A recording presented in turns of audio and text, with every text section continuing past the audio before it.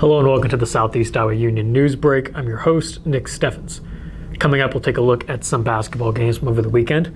But first, regulators released their final draft of an environmental impact assessment for a proposed merger of railroad companies Canadian Pacific and Kansas City Southern. If approved, the merger would increase Washington County's daily train count by around 14.4 within 3 years, according to the assessment. The document, published in 3 volumes totaling over 5,000 pages, including appendices, making the Federal Office of Environmental Analysis recommendation to the Surface Transportation Board, which has the ultimate say on whether the proposed merger is approved. In its conclusion, the OEA signaled mostly optimism about the merger, which could create the first ever railway linking Canada, the U.S., and Mexico along one line. There was one exception, however. While the draft version published last summer said noise from increased train traffic was a potential downside at some locations, the final version draws a more blunt conclusion. Quote, train noise associated with increased rail traffic resulting from the proposed acquisition will result in adverse impacts on many residences in the locations that are sensitive to noise. A spokesperson said comments from the federal agency were not immediately available due to a technical issue preventing publication of a news release. Public health officials in Washington County say the plan to contract out work for Medicare bill coding on home health care after a third-party review suggested a professional coding support service could increase the agency's revenue. Public Health Director Emily Tokheim said that outsourcing the work would ensure high efficiency and effectiveness when the county sends bills to Medicare. According to Tokheim, the service provided by a company called MAC Legacy could increase the county's income from Medicare charges by hundreds of dollars per patient.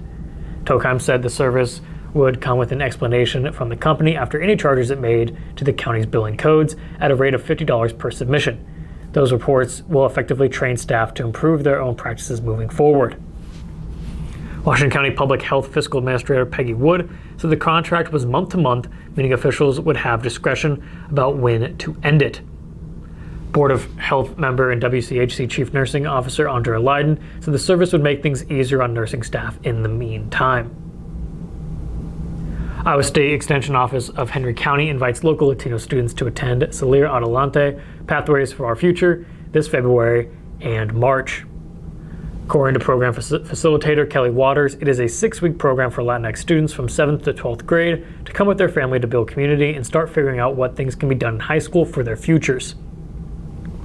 The program helps prepare students to succeed in high school, reach educational goals, decide on careers or colleges, find ways to pay for college, and other training and strengthening communication with family.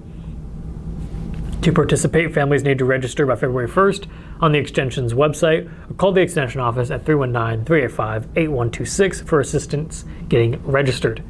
Classes will be Tuesdays from February 7th to March 14th from 5:30 to 8 p.m. at the Extension office in Mount Pleasant. Registration is online, but they can call the office if they need assistance walking through it. Mount Pleasant High School's speech team turned their attention to the individual speech season following a Division II rating at district competition. Without a Division I rating, the group will not move forward in the competitions. The team consisted of Sari Sanchez, Isabel Matthews, Nefe Sanchez, Madison Hallblum, and it was Sanchez and Hallblum's first time competing. The Iowa High School Speech Association's individual districts competitions are set for February 25th throughout the state. We're going to take a quick break, and when we come back, we'll take a look at the weather and sports. Since 1905, Kelowna Cooperative Technology Company has helped our community stay connected with the latest advancements in clear, dependable telecommunications services. KCTC provides rural Iowans with access to high-speed fiber internet, as well as phone, television, computer repair, and cybersecurity solutions. We're also proud supporters of local organizations and area schools within the community. KCTC, keeping Kelowna connected. At the Capper Auto Group, we put our customers' needs first and understand that everyone is as different as the vehicle they select. We offer new Ford, Chevrolet, Buick, GMC, Jeep, Chrysler, Dodge, and Ram vehicles in a friendly environment that puts you in the driver's seat. When it comes to service, we maintain factory-trained technicians and competitive pricing. The Capper Auto Group still believes that service after the sale provides the best customer experience. Come see the Capper experience for yourself.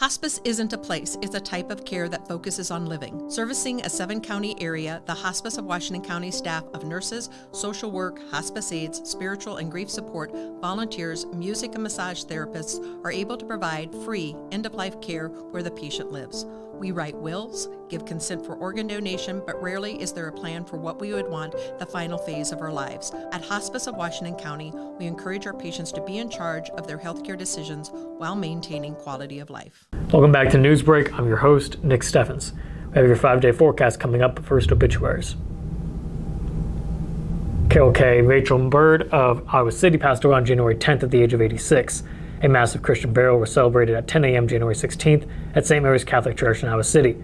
Lansing Funeral Home is in charge of the arrangements. Carolyn Levy of Washington passed away on January 25th at the age of 96. A visitation will be held from 3 to 5 p.m. February 7th at the Halcyon House. Jones Indian Funeral Home is in charge of the arrangements. Patricia Sowersby, formerly of Washington, passed away on January 24th at the age of 66. There will be no funeral services. Charles F. Myers, formerly of Fairfield, passed away on January 20th at the age of 80. Memorial service will be held at 11 a.m. February 4th at North Cross United Methodist Church in Kansas City. That was obituaries. It is now time for the weather. Temperatures have made a sudden drop this week. Today, the high is 10 and the low is -1. Tomorrow will be warmer with a high of 22 and it will be mostly sunny.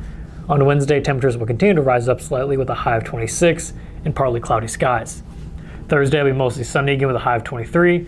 And finally, on Friday, it will be 29 with mostly sunny skies. We're going to take a brief break again. When we come back, we'll see how the basketball games from Friday night shook up the SEC standings. Federation Bank is a locally owned bank providing award-winning customer service. We believe that we are more than just a federation of banks, but a federation of communities, serving Brighton, Richland, Wellman, and Washington, Iowa. Federation Bank's highly skilled staff is here to make sure you are able to accomplish your personal and professional goals, whatever they may be. Federation Bank, your family bank. Tammy takes the time and has the personal interest in each one of us. I don't worry about what's going to happen because I know my policy is taken care of. She pulls what I need and puts it together, which is the program I get from her. Every year she calls around September, so it says, there's changes again, and I'm going to do the best thing for you. It's been perfect. She does a great job. Family owned and operated by Andy and Sarah Ross. Ross Auto has been your vehicle repair and maintenance headquarters since 1935. We specialize in all makes of cars and light-duty trucks. With our variety of available services, let us help you keep rolling and your vehicle operating efficiently. Services include general auto repair, alignments, brakes, fuel injection, and more. Schedule your appointment today at 319-653-5656. That's 319-653-5656.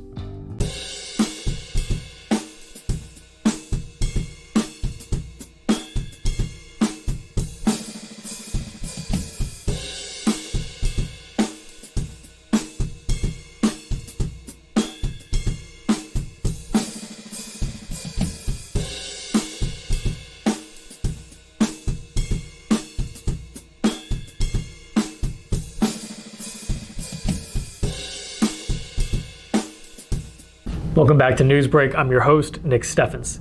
It is now time for sports. Sports, brought to you by Fairway.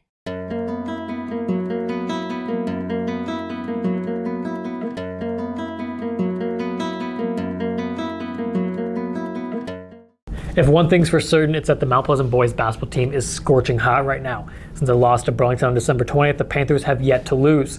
They kept up their winning streak with a 66-47 victory over Keokuk on Friday night. Aiden Ashton paced the Panthers and scored with 22 points and 9 rebounds. Peyton Higgins followed with 16 points. Noah Lang scored 12, and Owen Van Sickle had 10. Against Minneapolis on Saturday, it was more of the same. Higgins led the evening with 18 points. Van Sickle tallied 13.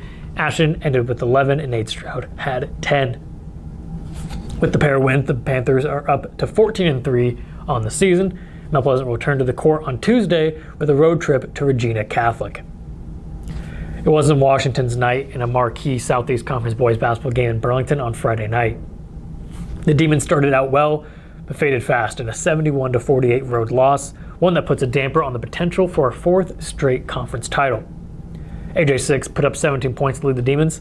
Ethan Patterson scored 13. Logan McDoyle had 11. The loss puts Washington 2 back of Mount Pleasant for the first in SEC. And although the Panthers, who are 7-1, have a couple of tough games to finish things out, Burlington sits in the middle of the two at 6-2. Washington has another battle today as the Demons travel north to take on Mid-Prairie. The Washington girls basketball team had lost 6 straight games leading into Friday night's showdown with Burlington, but the Demons made sure that the streak came to an end with a 50-35 victory. Washington is now 6-9 overall and 4-5 in the conference. The Demons play at Mid-Prairie tonight. Mount Pleasant girls basketball was in a bit of a rut this last week with 3 straight road matchups. After suffering a loss to Mid-Prairie on Monday night, the Panthers ended the week with a 60-35 loss to Southeast Conference opponent Keokuk on Friday. Andre Labrieto finished with a team-high 15 points in the loss. Mount Pleasant sits 2 games back at 5-3. On Saturday, the Panthers played against number 13 in Minneapolis. The Panthers never gave up, but in the end, the Panthers couldn't come back as the Bullets ended up winning 74-55. With the 2 losses, Mount Pleasant drops to 9-10 on the season. Mount Pleasant Wrestling had a tough go on Thursday against Southeast Conference opponent Burlington. On the night, the Panthers were victorious in just 1 match as Burlington took the duel 74-6. The Panthers' 1 victory came in the final match of the night at 1:52. Bowen Davis was down 8-0 to the Greyhounds' Micah Zog, but Zog got out of position and Davis was able to flip him on his back for the pin in 2 minutes and 25 seconds. That is the news for Southeast Iowa. I've been your host, Nick Steffens. This has been your news break, and I will see you next time.